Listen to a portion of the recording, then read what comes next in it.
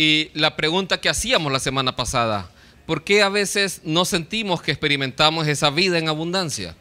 Y explicábamos cómo en nuestras vidas el enemigo de alguna manera intenta atacarnos con pensamientos, con maneras de pensar, engañándonos en nuestra mente, que es el terreno de batalla. Y por eso la Escritura nos llama y nos dice que las armas de nuestra milicia no son carnales, sino poderosas en Dios para la destrucción de fortalezas. El día de hoy pues vamos a continuar y vamos a tocar un tema que es un tema muy importante, porque el creyente no está exento de poder sufrir este tipo de problemas. Es un problema que cada vez se vuelve un poco más común y es precisamente el tema de lo que es la depresión. La depresión, como la define la Organización Mundial de la Salud, se lo voy a leer, dice: es un trastorno mental frecuente. Se caracteriza por la presencia de tristeza, pérdida de interés o placer, sentimientos de culpa o falta de autoestima, trastornos del sueño o del apetito, sensación de cansancio y falta de concentración. Y cuando hablamos de este tema, que es un tema realmente relevante para nuestra época, porque una de las causas de la depresión es cuando estamos estresados y constantemente con mucha presión. Y si usted se fija, los empleos de hoy en día, eso es lo que piden. Los empleos dicen acostumbrado a trabajar bajo presión. Entonces ya hoy en nuestros trabajos es común precisamente el estar pidiéndole más allá de lo que la persona puede dar. Inclusive los teléfonos celulares han venido a agravar esta situación cuando está usted comiendo o está en su casa y recibe un WhatsApp de su jefe y le pide algo para mañana. Entonces vemos que en muchos empleos hoy se trabaja de esta manera, de una manera tal que la carga se vuelve pesada. No solamente eso, sino el mundo ahora se mueve de una manera tan rápida y que todo es para ayer y hay que hacer las cosas más rápido, y de esa forma pues nos presionamos y cada día las personas están más expuestas a la depresión. La depresión es algo que se ha disparado en los últimos tiempos y más en esta generación. Lo que la palabra de Dios nos enseña es: en el mundo tendréis aflicción, pero confiad, yo he vencido al mundo. Ya vamos a ver la manera en que Pablo actuaba ante las presiones que ocurrían en la vida. Cuando hablamos de la depresión, pues la pregunta que surge es: ¿y un cristiano puede caer en la depresión? La respuesta es: sí puede caer, aunque no debería. Si nosotros tenemos los cuidados debidos o las precauciones debidas, podemos evitar caer en ese estado. No estamos hablando que si usted siente tristeza porque ha perdido algo o a alguien, usted puede experimentar tristeza, efectivamente, pero el asunto es quedar ahí por meses y que no logra recuperarse ante aquella situación. Entonces, vamos a ir al libro de 2 Corintios, antes de avanzar con el tema. 2 Corintios capítulo 10. El hablar acerca de este punto de la depresión creo que es un tema sumamente relevante y es muy importante que nosotros lo conozcamos. ¿Por qué? Porque podemos evitar caer en ella identificando los signos que se presentan antes, y también podemos ayudar a otras personas que están en esa situación. 2 Corintios capítulo 10 versículo 3. Este pasaje lo leímos la semana pasada. Dice: pues aunque andamos en la carne, no militamos según la carne, porque las armas de nuestra milicia no son carnales, sino poderosas en Dios para la destrucción de fortalezas, derribando argumentos y toda altivez que se levanta contra el conocimiento de Dios, y llevando cautivo todo pensamiento a la obediencia a Cristo. Esta es la clave para cualquier batalla que tengamos que luchar en nuestra mente. De hecho, aquí vemos que dice que aunque andamos en la carne o vivimos en la carne, no militamos según la carne. La semana pasada mirábamos el ejemplo de cómo Israel, aquel pueblo que fue liberado por Dios de Egipto, Dios los llevó a la frontera de la tierra prometida, pero no pudieron entrar ahí. ¿Por qué? porque no le creyeron a Dios. Ellos decían, ese pueblo es más fuerte que nosotros, ahí hay gigantes, ahí no vamos a poder entrar. Entonces ellos se obstaculizaron. ¿Y su problema dónde estaba? En su mente y en su corazón. Entonces ellos dijeron, no, no podremos contra esos gigantes. Y entonces, ¿qué pasó? Fueron otra vez al desierto. ¿Qué es lo que estaba pasando en ese momento con Israel? Precisamente lo que dice este pasaje, que no tiene que ocurrir con nosotros. Vivimos en la carne, pero nosotros no militamos según la carne, porque tenemos armas poderosas. ¿Cuáles son? Son poderosas en Dios, su palabra y el poder del Espíritu Santo en nuestras vidas. Cuando nosotros, en este caso, enfrentamos las situaciones de la vida y nos vemos en nuestras posibilidades humanas, sin duda nos sentimos derrotados, fracasados y heridos. Pero si nosotros lo vemos en las posibilidades de Dios, para Dios no hay nada imposible.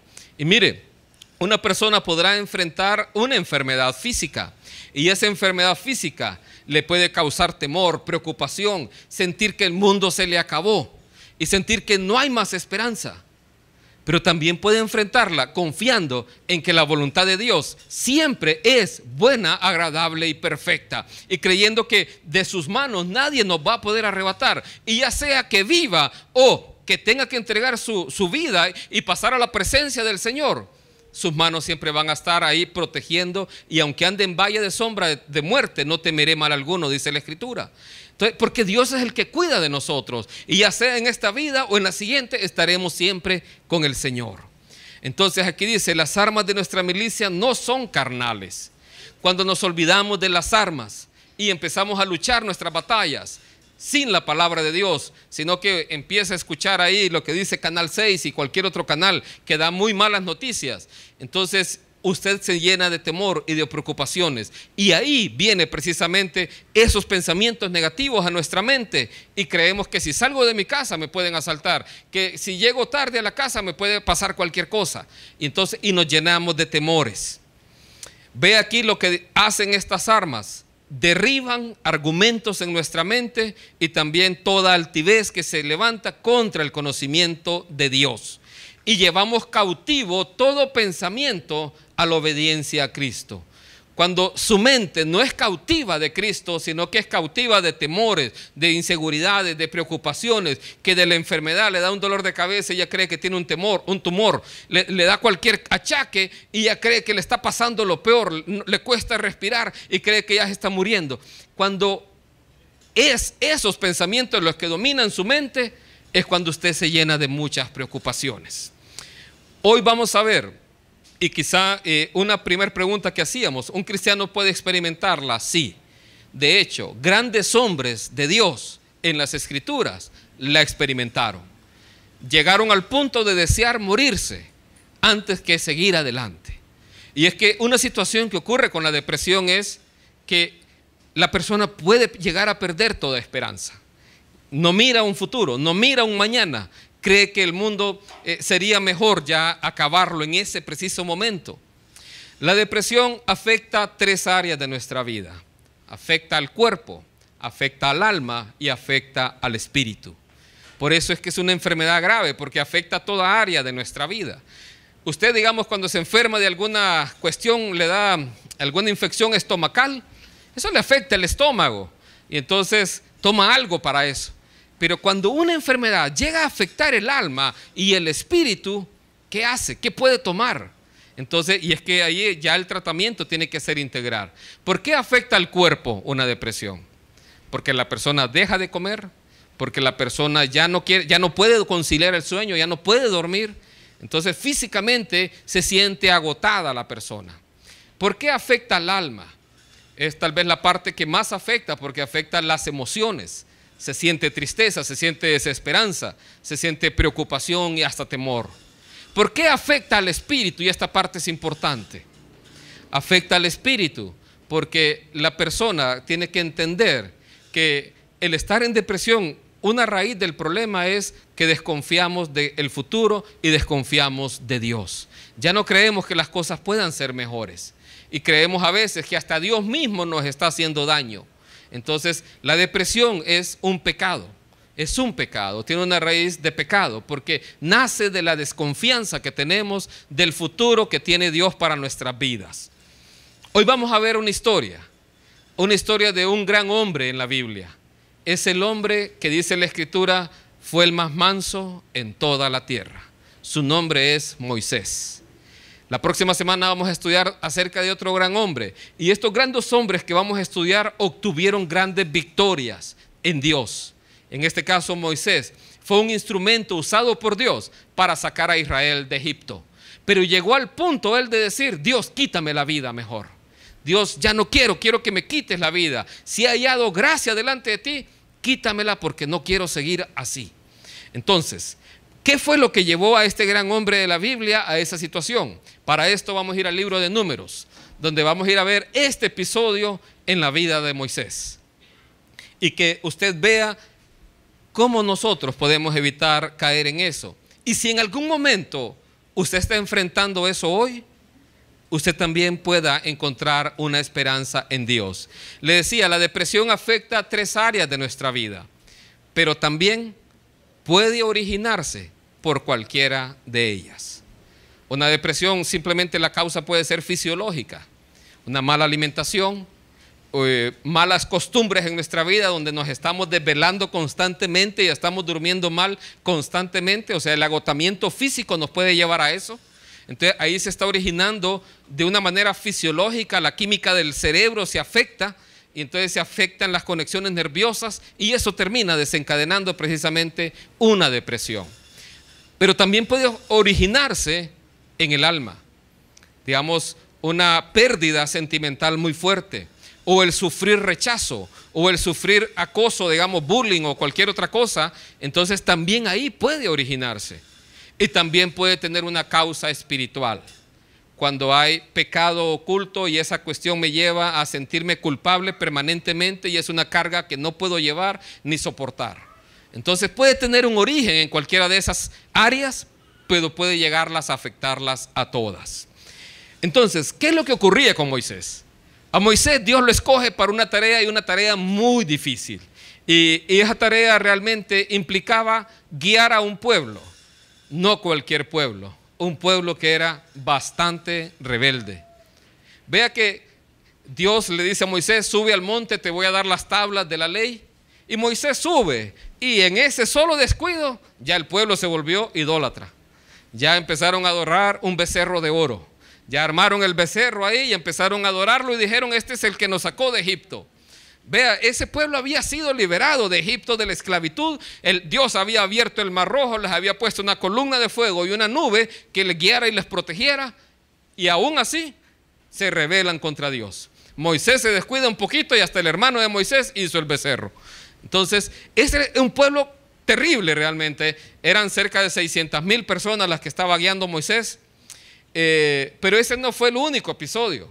En Números 11 se nos relatan 2 episodios seguidos de la rebeldía de este pueblo. Números 11, versículo 1 dice así: aconteció que el pueblo se quejó a oídos de Jehová, y lo oyó Jehová, y ardió su ira, y se encendió en ellos fuego de Jehová, y consumió uno de los extremos del campamento.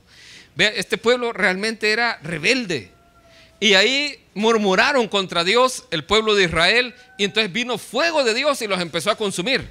Y cuando los estaba consumiendo, le dijeron a Moisés, Moisés, intercede por nosotros a Dios para que cese este fuego. Entonces, y vino Moisés e intercedió por ellos. ¿Y cree usted que quedaron tranquilos? No, no quedaron tranquilos. Empezaron ahí unos que no eran israelitas a decir, estábamos mejor en Egipto.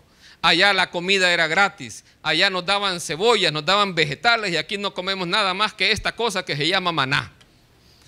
Entonces vea cómo era este pueblo de ingrato. Entonces acababan de salir de una plaga y ya se estaban metiendo otra vez en murmuración contra Dios.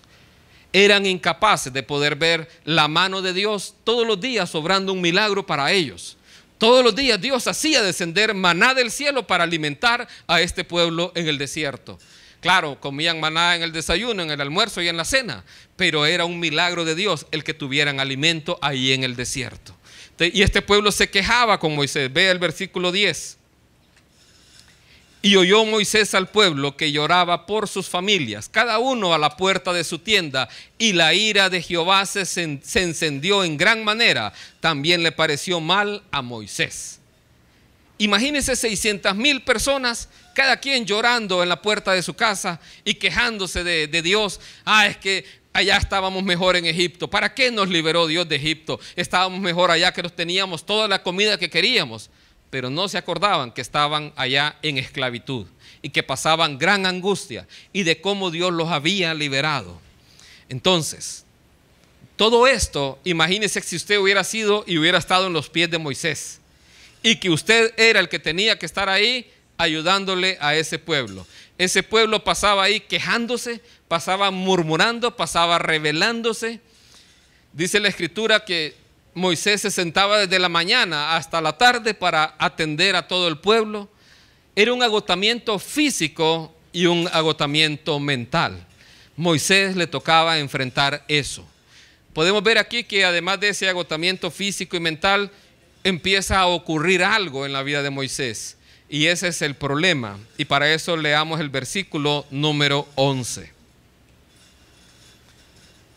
Y dijo Moisés a Jehová: ¿por qué has hecho mal a tu siervo? ¿Y por qué no he hallado gracia en tus ojos, que has puesto la carga de todo este pueblo sobre mí? ¿Ve usted a Moisés ahí contento? ¿Ve usted ahí a Moisés feliz? No, para nada. ¿Ve usted que aquel hombre que Dios usó para sacar a Israel de Egipto, él está diciéndole a Dios: Dios, tú me estás haciendo algo malo a mí? Eso es lo que está diciendo, y eso es lo que Moisés está confesando. ¿Por qué has hecho mal a tu siervo? El privilegio que Dios le había dado, ya Moisés lo estaba viendo como algo malo para su vida. Ya lo estaba viendo como una carga para él. Y ya estaba diciendo: Señor, yo no he hallado gracia ante tus ojos, porque si hubiera hallado gracia no me hubieras puesto la carga de este pueblo que es muy pesada para mí. Entonces, una de las razones por las cuales uno puede caer así en una situación de depresión es precisamente el estar agotado, el estar extenuado, el estar así sobrecargado, el estrés continuo. Las presiones de los trabajos en esta época hacen más que nunca posible que este problema se presente, porque una carga continua muy pesada puede llevarnos a ese extremo. Hace que perdamos el sueño, y cuando empezamos a sufrir insomnio, el cerebro no se va recuperando cada noche, sino que se va agotando, y entonces ya los neurotransmisores no funcionan bien en el cerebro. Ve el verso 12. Concebí yo a todo este pueblo, lo engendré yo para que me digas: llévalo en tu seno, como lleva la que cría al que mama, a la tierra de la cual juraste a sus padres.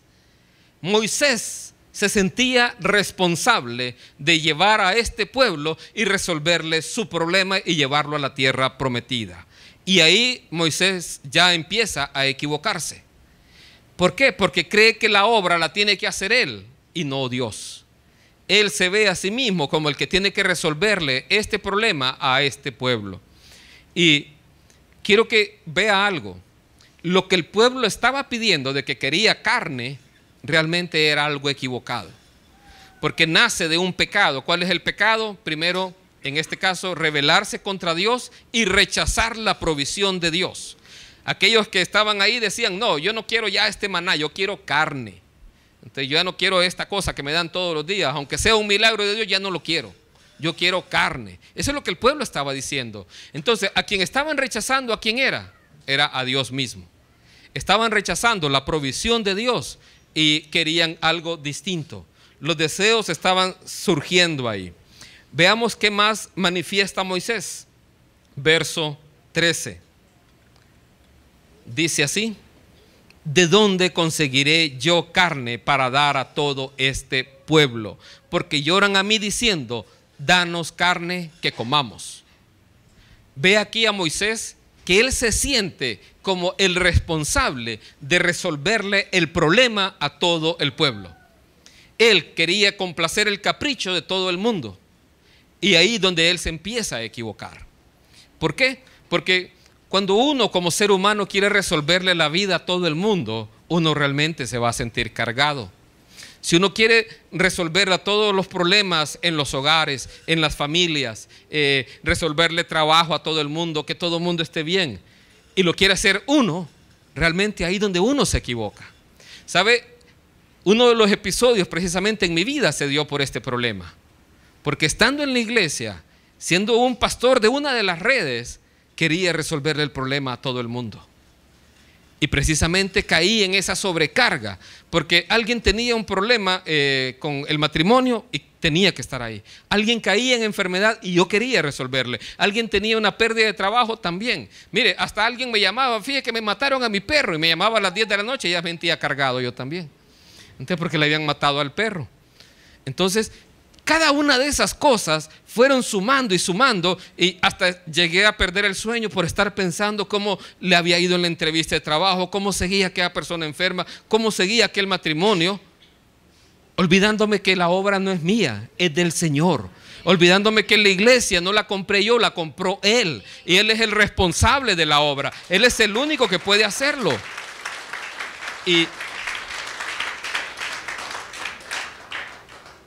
Y estando ahí, me di cuenta de algo.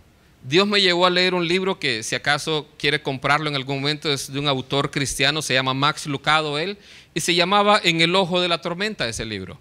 Ese libro muestra un día de gran estrés, podríamos decirlo así, en la vida de Jesús. Y fue precisamente un momento donde le anunciaron que Juan el Bautista murió, un día donde ahí los discípulos de alguna manera empezaron a jactarse a sí mismos, y un día donde Él le dice a sus discípulos que les den de comer a la gente.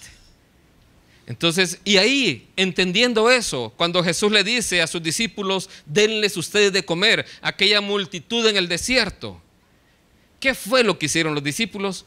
Uno empezó a ver su bolsillo. Para resolverle el problema a la gente, Él dice, voy a ver mi bolsillo, a ver si me ajusta. Y es que sí, es una forma a veces de resolver, pero ahí estamos resolviéndolo de una manera humana. Darle alimento a 5,000 personas en el desierto, y Él voltea a ver su bolsillo y dice, no tenemos suficiente dinero. Otro dijo, esto es imposible. Y otro dijo, aquí hay un joven que tiene 5 panes y 2 peces. ¿Pero qué es esto para tanta gente? No va a ajustar ni para que le demos una mordida a todos aquí. Entonces, ellos vieron el problema desde un punto de vista humano. Pero quiero decirle algo, cuando Jesús les dijo, denles ustedes de comer, la Escritura dice, pero Él sabía que era lo que había de hacer. ¿Qué quiero decirle con esto? Dios siempre sabe qué hacer. ¿Y sabe qué fue lo que me cayó a mí el 20, como decimos?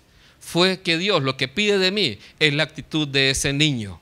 Ese niño que trajo los 5 panes y 2 peces y los puso en las manos de Dios.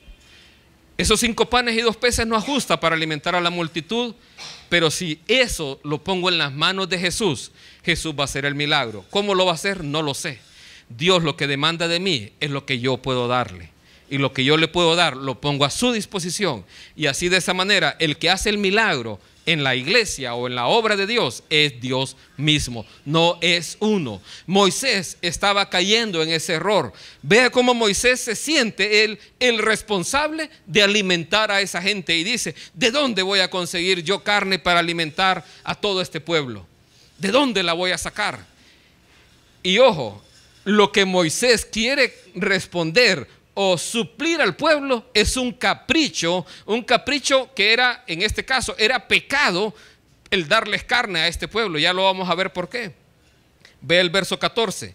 No puedo yo solo soportar a todo este pueblo que me es pesado en demasía. Aquí está el segundo gran problema de Moisés. Él se sentía solo. Él se sentía abandonado. Él se sentía que solo él tenía que hacerlo todo. Muy diferente a lo que nos llama a la iglesia de Cristo. ¿Por qué es muy diferente a la iglesia de Cristo? Porque en la iglesia de Cristo somos un cuerpo todos nosotros. Y cada uno tiene una función en particular. Cada uno tiene un don en particular. Entonces, Dios a cada uno de nosotros nos ha repartido dones y talentos. Y esos dones son para edificar al cuerpo de Cristo. Imagínense que aquí yo fuera el pastor que hiciera todo. Que fuera ujier, que fuera el que esté en semillitas, que fuera el que esté en los matrimonios, que fuera el que estuviera cantando. Hasta ustedes estarían sufriendo ahí. Si solo yo cantara aquí, imagínense. Mejor pongamos una manada de gatos ahí. Entonces, cuando siento que todo es por mí y que todo tiene que suceder por mí, ahí donde yo hago y estoy militando según la carne y no con las armas de Cristo Jesús, que son poderosas en Dios. Entonces, cuando empezamos a hacer las cosas en nuestra fuerza humana, es donde nos equivocamos. Moisés quería, y él entendía que el problema era de él, y él tenía que resolverlo, y tenía que resolverlo humanamente. Ahí va a fracasar. Entonces, no puedo yo solo soportar a todo este pueblo que me es pesado en demasía. Ya la carga sobre Moisés era demasiada, él no la podía soportar. Ve el verso 15. Si así haces conmigo, si así haces tú conmigo, yo te ruego que me des muerte. Si he hallado gracia en tus ojos y que yo no vea mi mal. Vea lo que llega a desear Moisés. Deseo, Dios, que me des muerte. Vea a uno de los hombres más grandes que podemos encontrar en toda la Biblia. Uno de los hombres que podemos decir vio las maravillas y milagros de Dios como ningún otro.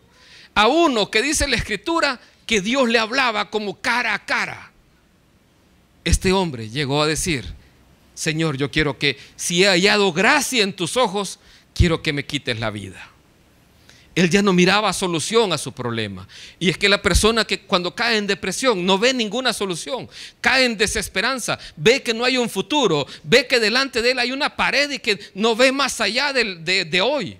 Se siente de esa manera, porque su mundo se ha derrumbado, se ha caído. Yo quiero que vayamos ahora a la solución que Dios le da y a lo que Dios hace, y que creo yo que Moisés tuvo que haber hecho antes. Y para eso veamos el versículo 16. Lo primero que Dios le dice a Moisés es: entonces Jehová dijo a Moisés: reúneme 70 varones de los ancianos de Israel, que tú sabes que son ancianos del pueblo, y sus principales, y tráelos a la puerta del tabernáculo de reunión, y esperen allí contigo. Lo primero que Dios le está dando a entender a Moisés es: esta obra, tú no estás solo. Tú tienes alguien, personas a tu alrededor que pueden ayudarte en este problema que tú tienes. Moisés creía que todo lo tenía que hacer él, pero Dios le dice: en medio de ti hay personas que realmente pueden apoyar en esta obra. O sea, el trabajo en la obra de Dios no es un trabajo de un llanero solitario. El trabajo en la obra de Dios es de un cuerpo, el cuerpo de Cristo, que se llama la iglesia. Entonces es ahí donde todos nos ayudamos unos a otros, donde todos podemos ser apoyo uno de los otros, donde los miembros se ayudan unos a otros. Y cuando un miembro tiene un dolor, el cuerpo entero siente ese dolor. Y entonces es ahí donde aquella persona que pasa una necesidad en particular, la iglesia entera puede ayudar en esa necesidad. Ya no estamos solos, estamos nosotros aquí también para estar apoyando. Entonces, Moisés había asumido un rol que no le correspondía. Él creía que él tenía que hacer todo el trabajo solamente él, y no era eso lo que Dios lo había llamado. Entonces, la depresión es pecado porque dejamos de creer en Dios, pensamos que nos ha dejado solos y abandonados. Dios lo primero que le da a Moisés es una esperanza de que el problema tiene solución. Lo segundo, ¿qué hace Dios con la petición de queremos comer carne? No queremos ya solo maná, queremos carne. Números 11, versículo 18, dice así: pero al pueblo dirás: santificaos para mañana y comeréis carne, porque habéis llorado en oídos de Jehová diciendo: ¿quién nos diera a comer carne? Ciertamente mejor nos iba en Egipto. Jehová pues os dará carne y comeréis. Les preguntaba a los del culto de la mañana, cuando habla aquí Dios, ¿será que Dios le va a dar carne así simplemente y ya todo está tranquilo? ¿Está todo arreglado ya? ¿Dios accedió a darnos carne y ya estamos todos felices? No, esto es como cuando la esposa le pide al esposo: ayúdame con esto, y usted no lo hace. Ayúdame con esto, y usted no lo hace. Y después viene la esposa y le dice: no, pues ya no me ayudes. Créame, eso no quedó así nomás. Solo es que un par de horas después ya va a ver las consecuencias de esa decisión suya. Entonces, aquí, ¿por qué es un problema? Porque nace de un deseo desordenado en el corazón del pueblo, donde el pueblo rechaza a Dios diciendo: Dios no nos da lo que necesitamos, y estábamos mejor en nuestra vida pasada, estábamos mejor en nuestra vida antigua, allá en Egipto, que lo que Dios nos está dando. Están rechazando el milagro de Dios diario de que los alimentaba con maná del cielo. Entonces, pero ante ese capricho, Dios dice: les voy a dar carne. Les voy a dar carne, ya van a ver cómo. Entonces, ellos habían rechazado a Dios y Dios les iba a dar la respuesta a su petición. ¿Qué era el problema con Moisés? Moisés creía que él tenía que responder a cada capricho del pueblo. Él creía que él tenía que resolverle cada necesidad al pueblo. Se había olvidado que Dios le había dicho a él: yo estaré contigo. Cuando Moisés le puso un montón de excusas a Dios y le dijo: ¿quién soy yo para ir a Faraón? ¿Qué fue lo que Dios le dijo? Ve, porque yo estaré contigo. ¿Ve usted en algún momento ante esta queja del pueblo de Dios que Moisés vino a consultarle a Dios algo? No, simplemente se empezó a quejar delante de Dios también, en lugar de venir a preguntarle a Dios dirección y guía. Entonces, este pueblo manifestaba amor al mundo y Moisés quería satisfacer eso en el pueblo. Veamos el versículo 21. ¿Qué fue lo que Dios dijo? Ve lo que dijo Moisés ante la respuesta de Dios de que va a suplirles al pueblo la necesidad de carne. Le dijo: entonces dijo Moisés: 600,000 de a pie es el pueblo que en medio del cual yo estoy. Y tú dices: les daré carne y comerán un mes entero. Aquí Moisés lo que está manifestando es: yo no te creo, Dios. Mira, son 600,000 personas las que están aquí. Tú no ves el tamaño del problema, Dios. Tú no te das cuenta que es grande el problema. Y tú dices que nos vas a dar carne. Y nos vas a dar carne no un día ni una semana, sino un mes entero, es lo que Dios les decía. Vea cómo el problema de Moisés radicaba en algo. Él no creía en que Dios podía ayudarle. Él miraba el problema que tenía, que era más grande que Dios. Así lo estaba viendo Moisés. Y empezaba a dudar de las promesas de Dios. ¿Sabe? Dios le dijo al pueblo: sí, les voy a dar carne. Y les voy a dar carne no un día, ni 2 días, ni una semana, sino un mes entero. Hasta que se les salga por las narices les voy a dar carne. Y así fue literalmente. A muchos se les salió por la nariz y murieron de tanto comer. O sea, lo que ellos estaban recibiendo era el justo castigo por un capricho mundano. Es como cuando queremos forzar que Dios haga algo, que me dé algo y yo quiero forzarlo. Cuando se nos han cerrado varias puertas y yo quiero forzar la puerta. Sí, y en lugar de estar haciendo eso, deberíamos de aprender a orar. Que creo yo que es lo que Moisés tuvo que haberle enseñado al pueblo. Moisés tuvo que haberle enseñado: ustedes quieren carne, no, miren, órenle al Señor. Órenle a Dios y díganle: Dios, queremos comer carne, pero solo si es tu voluntad. No se haga mi voluntad, sino la tuya. Aprender a descansar en la soberanía de Dios. ¿Por qué podemos nosotros descansar en la soberanía de Dios a pesar de cualquier situación que ocurra en nuestra vida? La razón es bien sencilla. Porque la voluntad de Dios para nuestras vidas siempre es buena, es agradable y es perfecta. Mire, hoy no entendemos muchas cosas y hoy cosas que vivimos en esta vida sin duda nos causan dolor, nos causan tristeza, nos causan preocupación. Pero a pesar de eso nosotros podemos alabar a Dios. Les he contado cómo cuando con mi esposa, estando 6 años intentando quedar embarazados, no podíamos. Durante 6 años intentamos quedar embarazados, ya habíamos tenido nuestro primer hijo y queríamos el segundo. La diferencia de edad entre nuestros 2 hijos es de 10 años y no podíamos salir embarazados. Intentábamos una vez y otra vez y nada. Pues una vez resulta que Susan me da la buena noticia: amor, estoy embarazada. Después de muchos años. Miren, nos pusimos sumamente contentos, sumamente felices, porque se hizo la prueba de embarazo y quedó que era positivo el embarazo. Pues nos vamos a poner en control. Y cuando nos vamos a poner en control, la doctora nos dice: miren, yo miro el saquito ahí, pero yo no miro que nada se mueva.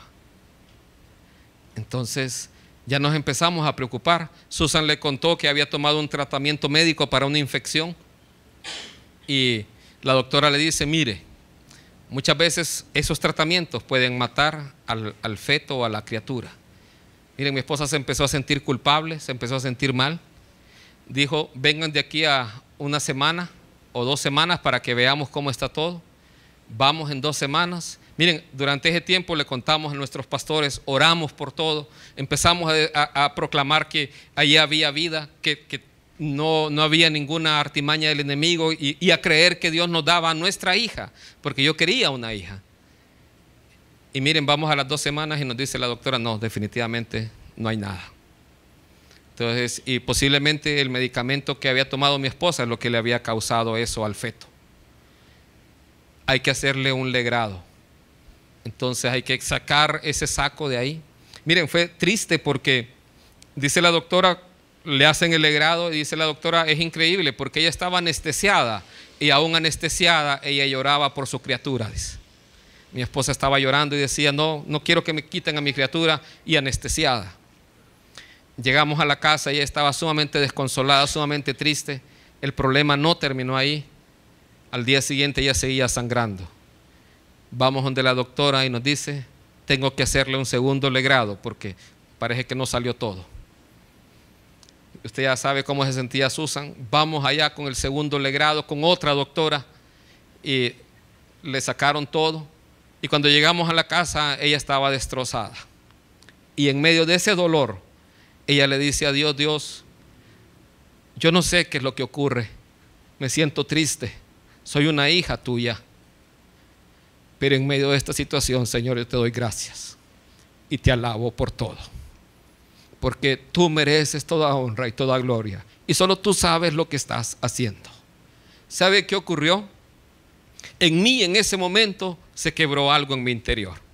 Yo era un hombre incapaz de mostrarle amor a mi hijo, pero por medio de esta situación se quebró algo en mi interior y yo empecé a experimentar un gran amor. Pasó 1 año y en 1 año la historia igualita se vuelve a repetir. En 1 año mi esposa toma un tratamiento médico, el mismo tratamiento, y de ahí me dice: amor, estoy embarazada. Pero esta vez me lo dijo llorando, porque tenía miedo que aquel tratamiento que había tomado pudiera matar otra vez a la criatura. Esa criatura ustedes la ven corriendo ahí, se llama Lizzie. Ella es nuestra hija. ¿Sabe? Dios guardó ese momento. Pero ¿por qué a veces enfrentamos pruebas y dolor? Porque en mi vida Dios tenía que hacer un trabajo. Cuando nació nuestra hija, yo no paraba de llorar. Yo estuve ahí en el parto, en ese momento. Y cuando la vi nacer, yo no paraba de llorar por mi hija. Ella es nuestro tesoro, es un gran terremoto, pero somos felices con ella. Entonces, tenemos que aprender a confiar en la soberanía de Dios. Lo que Dios permite en nuestra vida a veces no lo entendemos y humanamente no lo vamos a entender. Hace 3 años o 2 años enterré a mi madre. Y fue doloroso porque verla sufrir por un proceso de Alzheimer es terrible. No podía moverse, ocupaba ayuda para todo, la alimentábamos mediante sonda, no reconocía a nadie, era duro verla ahí en la cama. Ella pasó a la presencia del Señor. Dios se la llevó. Oramos por mi familia, Dios, creemos que ya es el tiempo. Y sabe, a la semana siguiente ella murió. Pero ¿cuál es mi consuelo? Que allá en el cielo la voy a ver. Y allá con toda la familia nos vamos a gozar y nos vamos a ver todos. Y vamos a decir: lo logramos, estamos aquí. El problema en nuestra vida no son los problemas, porque los problemas nunca los vamos a evitar. Las aflicciones de la vida nunca las vamos a evitar. Siempre van a venir. El problema es cómo reacciono yo a esos problemas. Aquí Moisés está manifestando la raíz del problema. La raíz del problema es que él había llegado a desconfiar de las promesas de Dios. Él había dicho aquí: ¿cómo tú nos vas a dar carne si somos 600,000 y estamos aquí en el desierto? ¿Qué fue lo que Dios le dijo? Versículo 23. Entonces Jehová respondió a Moisés: ¿acaso se ha acortado la mano de Jehová? Ahora verás si se cumple mi palabra o no. Lo que Dios le decía es: nunca se ha cortado mi mano. Nunca se ha cortado mi mano para con Israel. Los saqué de Egipto y nunca los voy a dejar solos. Cuando nosotros nos sentimos abandonados y solos es cuando nos metemos en los problemas. Cuando nos sentimos de esa manera es cuando caemos en angustia, en desesperanza. Lo que Dios le dice: ahora vas a ver si se cumple mi palabra o no. La palabra de Dios siempre se va a cumplir, porque es su palabra, es su promesa para nuestras vidas. Entonces, la historia termina con que Dios precisamente le da un equipo de trabajo a Moisés y les pone del mismo espíritu que había en Moisés en estas personas. Moisés no estaba llevando la carga solo, Dios estaba con él. ¿Qué hubiera pasado si Moisés, en lugar de caer ahí en el deseo de querer morirse, hubiera buscado la dirección de Dios desde un principio? Dios le tenía todas las respuestas a todo lo que él pensaba. Dios tenía y sabía qué tenía que hacer. Lo que pasa es que a veces nosotros queremos enfrentar los problemas en nuestras fuerzas. Yo quiero ver ahora que estudiemos aquí mismo en 2 Corintios capítulo 4 la manera en que nosotros tendríamos que enfrentar esos problemas. 2 Corintios capítulo 4. Y aquí está hablando otro hombre que enfrentó problemas, angustias, tribulación, enfrentó la muerte misma, pero él se mantuvo firme y vamos a ver cómo. 2 Corintios 4, versículo 7.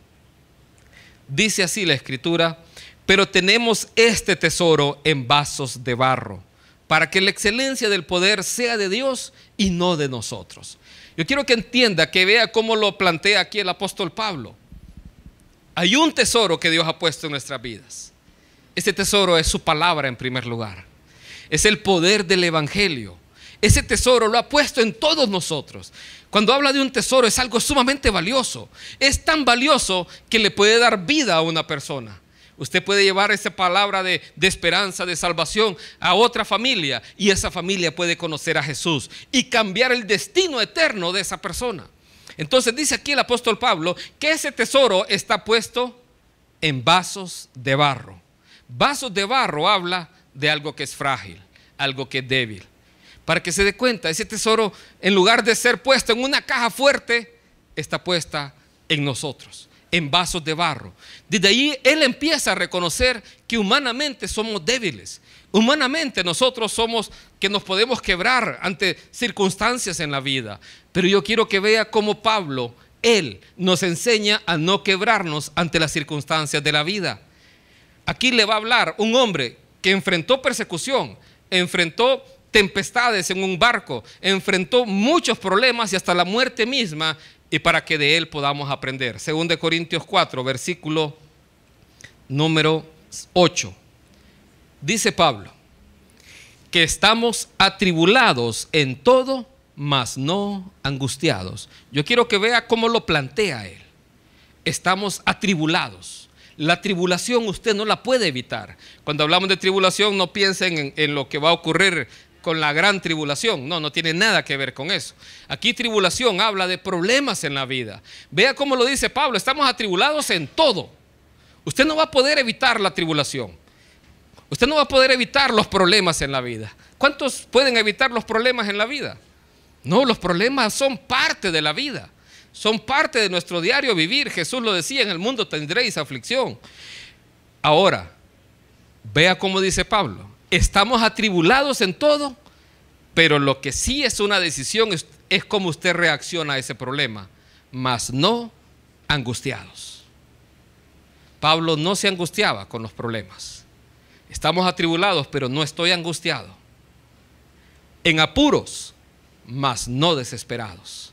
La forma en que Pablo decidía actuar es: yo no me voy a desesperar. Estoy en apuros, sí, pero no estoy desesperado.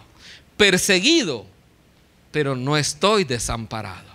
Vea que lo dice: una iglesia perseguida, una iglesia que enfrentaba la muerte a diario, una iglesia que le quitaban todas sus propiedades. Es esa la iglesia que está ahí. Y Pablo decía: estamos siendo perseguidos, pero sepan lo que no estamos desamparados, porque mayor es el que está en nosotros que el que está en el mundo. Así es Dios con nosotros. Así que los problemas que usted está enfrentando, usted no está desamparado.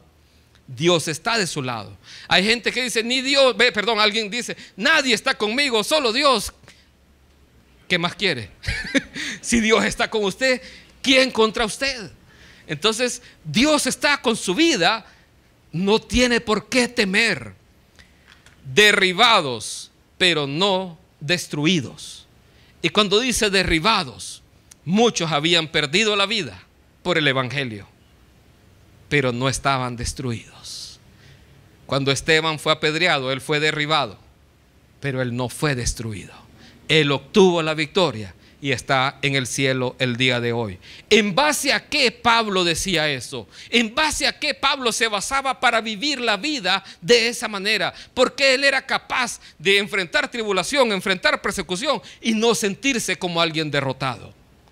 ¿Ve usted ahí en Pablo a alguien derrotado? No. Lo hace en base a 4 cosas. Y se las voy a dejar de tarea, pero se las voy a resumir acá. Pablo decía: yo muero a mí mismo para que la vida de Cristo esté en mí. Eso lo dice en el versículo 10. Por eso él dice, y en otro pasaje: ya no vivo yo, mas vive Cristo en mí. O sea, yo no vivo bajo mis mismos principios de que yo tengo que tener las cosas. No, ya no vivo yo, sino que dejo que la vida de Cristo se manifieste en mi vida. También vivía por fe y no por vista. Versículo 13. Él vivía por la fe. Él creía que para Dios no hay nada imposible. Aunque la enfermedad que me haya venido a mí me diga lo contrario, yo no creo. Yo creo que Dios tiene el poder para sanarme. Y si no me sana, pues gloria a Dios, porque voy a estar en su presencia. Y si me sana, pues gloria a Dios, porque Él quiere que siga aquí todavía haciendo su obra. Él vivía por fe, no por vista. La fe viene por el oír, y el oír la palabra de Dios. Verso 14. Él tenía una esperanza que nadie ni nada se la podía quitar. Ni la muerte misma le podía quitar esa esperanza. ¿Cuál era? Que él iba a resucitar con Cristo Jesús. Él tenía esa esperanza. Él no perdía nunca la esperanza, porque tenía una esperanza más allá de esta vida. El que cae en depresión pierde toda esperanza. Pero aquí Pablo, él ve con esperanza el futuro. ¿Sabe? En uno de los momentos que le contaba la semana pasada, que caí en depresión, donde le contaba lo que había hecho la doctora, que me corrió del consultorio, y de ahí Dios pues me ayudó. Una de las cosas que Dios hizo durante ese tiempo, ¿sabe qué fue? Me regaló un sueño muy especial, un sueño que hasta el día de hoy lo recuerdo, en donde Él de alguna manera me muestra un lugar muy similar al cielo en ese sueño. Y que mostrándome ese lugar, Él me dice que en la morada allá donde está Él en su Padre, tiene muchas moradas para cada uno de nosotros. Y que Él fue allá a preparar lugar para que donde Él está, nosotros podamos estar. ¿Qué fue lo que Dios puso cuando me dio ese sueño? Él puso esperanza en mi vida. Él puso esperanza de que allá hay un lugar que Él está preparando para cada uno de nosotros. La vida aquí en este mundo es pasajera. Nuestra mirada tiene que estar puesta allá en ese lugar. Póngase usted de aquí a unos, no sé cuántos años, tal vez unos 1000 años, póngase que viniera Jesús y nos llevara a todos, aunque yo creo que ya va a ser. Pero póngase, y que usted estando allá, que usted recordara su vida aquí en la tierra.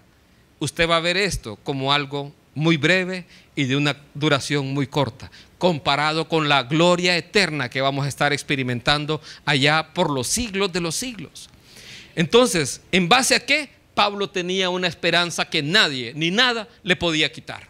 Y Pablo decía: para mí el vivir es Cristo, y más bien el morir es ganancia. Si alguien le amenazaba con morir, bueno, si para mí es ganancia morir. Entonces, Pablo así miraba la vida. ¿Qué más tenía Pablo?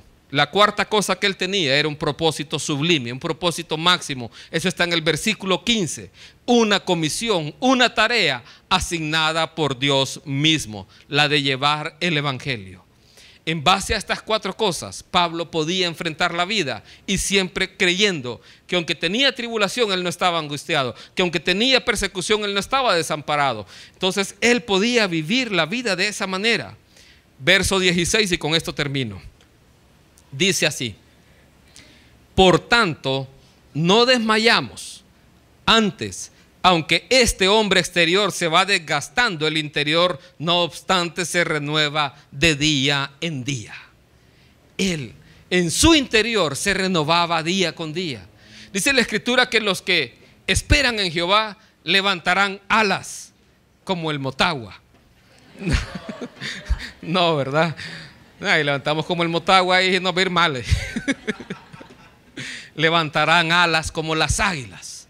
Correrán y no se cansarán. Dice que tendremos nuevas fuerzas los que esperan en Jehová.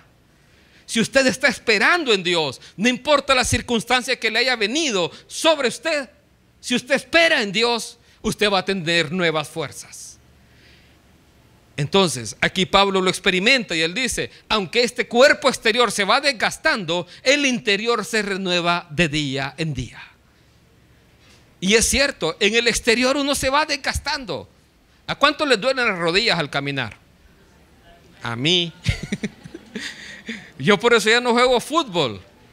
Por poco ficho con el Milán, pero uno allá de la colonia. Entonces, este cuerpo se va desgastando. Ya cuando me peino hay menos pelo que peinar. Entonces, se va desgastando. Pero el interior puede renovarse de día en día, de tal forma que usted se levanta y le da gracias a Dios por ese día, un día de alegría y de gozo, porque es el día que ha hecho el Señor. Entonces, día a día nos podemos gozar en el Señor. Vea cómo miraba las tribulaciones Pablo. Porque esta leve tribulación momentánea, ¿cómo le llama? Leve, y le llama momentánea. Esta leve tribulación momentánea produce en nosotros un cada vez más excelente y eterno peso de gloria. ¿Por qué? No mirando nosotros las cosas que se ven, sino las que no se ven, pues las que se ven son temporales, pero las que no se ven son eternas.